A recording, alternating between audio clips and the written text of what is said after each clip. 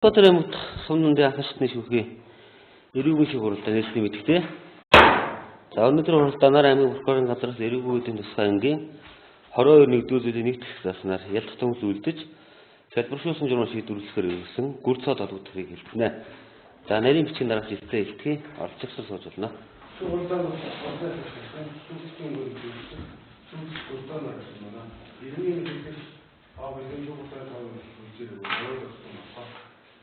За шүүх хуралдаанд иргэний нэхэмжлэгч шүүх хуралдаан мэдгдсэн боловч шүүх хуралдаан суулгүй байна. За хохирлоо бол гаргуулна гэсэн юм тэмдэглэл үлдсэн байна. Эртдээ холбоотой санал байна оролцсон. Байхгүй наашгч. За. Шүүх хуралдааны эртдээ холбоотой санал байна. Байхгүй. За. Зааварлыг үргэлжлүүлээ. За өнөөдөр шүүх хуралдаан бол хэлбэршүүлсэн журмаар явуулж байгаа гэдгийг оролцогч нар мэдж байгаа. Шүүхийн тухай хууль зааснаар авилгын гэмт хэргийг бол одоо шууд явуулахаар юм хуулийн залттай. За энэ хуулийн дагуу бол хуулийг шууд дамжуулж байгаа гэдгийг оролцогчдод сануулна. За гүр цоод шүүгчийн туслахаас шүүх хуралдааны дэг танилцуулж эрх үүрэг тайлбарлаж өгсөн үү? Өгсөн. Ойлгосон уу? Ойлгомжгүй тайлбарлах зүйл байгаа юу? Үгүй. За. За шүүгчийн биеийн байцаалтыг эндээс уншиж танилцуулна. Сонсоод буруу зураг бичигдсэн зүйл байвал хэлье шүү дээ. Ойлголоо. За Монгол Улсын иргэн 1995 оны 9-р сарын 13-ны өдөр Улс аймгийн дипломын төрсөн 30 настай эрэгтэй дээд боловсролтой Нэвтлэн Батч мэргэжилтэй одоогоор хэвлэлийн ажилгүй ам бүл дөрөв эцэг дүү нарын хамт Улаанбаатар хотын хан улдуугийн 11-р хороо 6-р хэсгийн 51-ийн 3-р байрны 16 тод орсон сүх хаягтай за урдмын эрүүгийн хариуцлага хүлээж байгаагүй эргэлтрийн дугаар ОО 9509 1311 галзад огт гиндэнгийн гүр цаа гэсэн байна. За биеийн байцаалт зөв үү? Тийм. Буруу зураг бичсэн зүйл байна уу? Үгүй. За биеийн байцаалтаас улсын яллагч болон хүмүүст нар асуулт тавьсан. За асуулт байна. Гүрцөө энэ Улаанбаатар хот хаан уул дөрөв 11-р хоронд орсон сууж байгаа гэсэн хаяг өгсөн байна. Одоо та энэ Сүхбаатар аймагт орсон сууж байгаа юу? Эсвэл энэ хаяг дээр байгаа юу? Эцэг хийхээ хам таана байгаа юу? Одоо л нөгөө нэг хэрэг нөгөө шийдвэрлэх шатанд явж болохоор энэ дээр бол ирсэн байгаа аймагт. Ер нь бол тэр хотод байх юм. За өөр асуулт байхгүй наа шүүгч. За өгөх асуулт байсан. За өнөөдөр шүүх хуралдаа болох шүүх бүрдүүн бол оролцсон танилцуулж татгал лагалыг асууя. Шүүх хуралдааны анхаарчны шүүхийн шүүгч Баяр Баатар дараалал нь нарийн бичгийн дараах мөнх жаргал улсын яллагч хяналтын прокурор Дашнам шүүгдч өмүүлэгч инхтцэг шүүгдч гүрцөө нарын оролцоолон шүүх хуралдааны явуулж байна.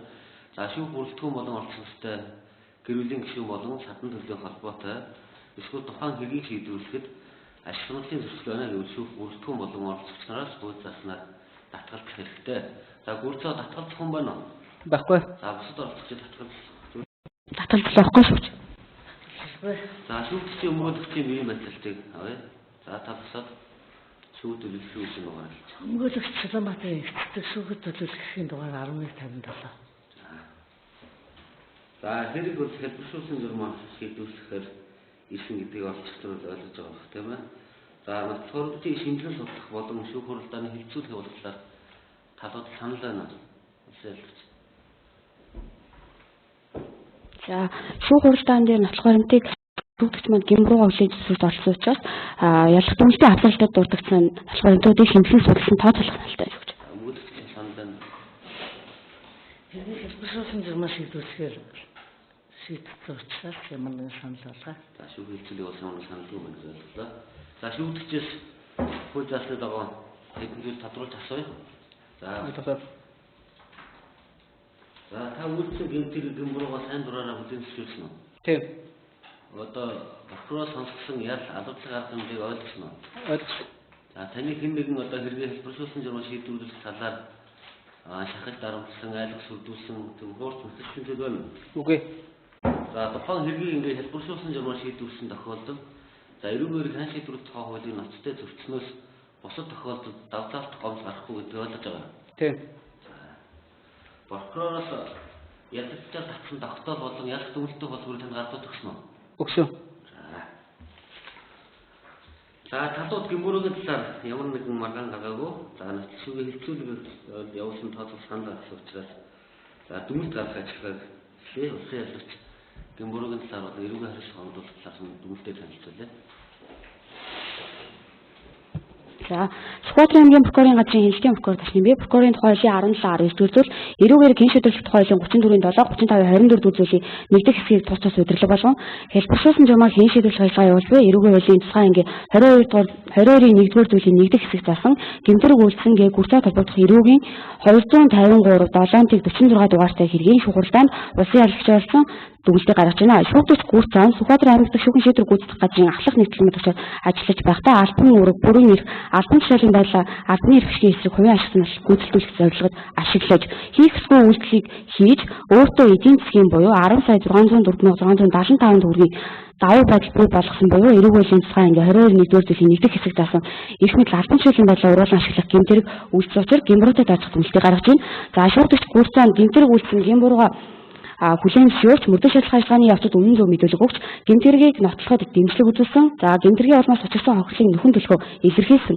Гэмтэрэг үйлдсэн нөхцөл байдал гэмтэргийн шинж үйлдсэн хэрэгтэй хандаж буй байдал зэргийг харгалзаад хэлбэршүүлсэн журмаар хэн шийдвэрлэх тухай хүсэлтийг хүлээн авч түүнд эрүүгийн хуулийн тусгай ангийн 22-1-р зүйлийн нэгдэх хэсэг заснаар нийтийн албанд ажиллах эрхийг 3 жилийн хугацаагаар хасаж 20 хол оногдуулахгүйгээр 1 жил 5 сарын хугацаагаар тэмцэж оршин суугаа газар ажлаа өөрчлөн зорчин явахдаа хяналт тавьж байгаа эрх бүхий байгууллагад урьдчилан мэдэгдэж байх үргэлжлэлийн арга хэмжээд хэрэглэх саналыг шүүгдэгчид танилцуулсан. За хүлээн зөвшөөрсөн тул уг саналыг батлуулах. За шүүгдэгчийг баримтлаагүй цагтаа ороогүй учраас эдлэх ялд оруулан тооцоолох саналгүй. За хэрэгт битүүмжлэгдсэн эд зүйлгүй ба эдмүрийн баримтаар хураагдсан зүйлгүй болно. За хэрэг хэмжээтэй ажиллагааны зардлыг шүүгдэгч гаргуулах зардалгүй. За шийдвэр тогтоол хүчин төгөлдөр болтол шүүгдэгчид өөр давсан хувийн баталгаа гаргах тасан сэргийлэх арга хэмжээд хэвээр өргөжлүүлэх гэсэн саналыг гаргаж байна. За мөнгөс дүнтэй саналтай. За гүрцээгийн хувьд гэмтэр үйлчлэл нь бол нутаг байраар нотлогдсон. За гэмбурууга хүлээн зөвшөөрсөн хохирлыг нөхөн төлөхөө илэрхийлсэн. Одоо хохирлаас урьдчилан хэвчлэн байдлаар төлсөн байдал байгаа. За ийм байдлаар прокурортой хэргийг хэлбэршүүлсэн журмаар шийдвэрлэхээр хүсэлт гаргаж прокурор хүсэлтийг хүлээж авч одоо ял тохиролцсон байгаа. Ийм учраас прокурор тохиролцсон энэ ялах дүгнэлтийн хэмжээнд шүүгдэгчийн эрхцэн байдлыг дордуулахгүйгээр хэргийг шийдвэрлэхийг хүсэж байна. Үсэлч нүд тайлбар. Нэг тайлбар байхгүй наа шүүгч. Усын яллагчийн болон үүдгчийн гаргаж байгаа дүгнэлтүүд агуулгын үедээ зөрүүгүй байна. Ингээд дүгнэлт гаргах ажиллагааг дуусгаж байна. За шүүгдэгч гүрцээ шүүгд хандаж эцсийн болгож хэлэх зүйл байна.